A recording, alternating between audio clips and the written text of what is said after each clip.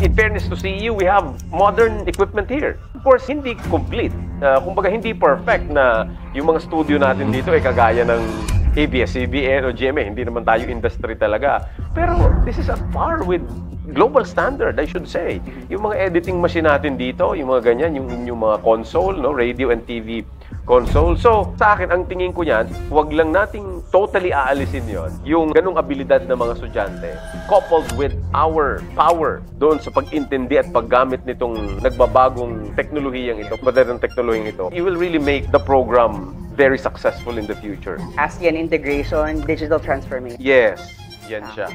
Kasi sir, alam mo hindi lang to CEU eh. I think this goes to all universities in the country. Kailangan din, pag naggaganito tayo, ang tingin ko, kino-contextualize natin sa Pilipinas eh. Kasi baka, ito sir, lagi kong iniisip yan ha, baka, ganyan tayo ng ganyan, globalization, global standard, pero ang modelo natin, mga eskwelahan at kabataan ng kanluran, they're relatively advanced. Dito, problema pa rin ng Pilipinas ang bigas.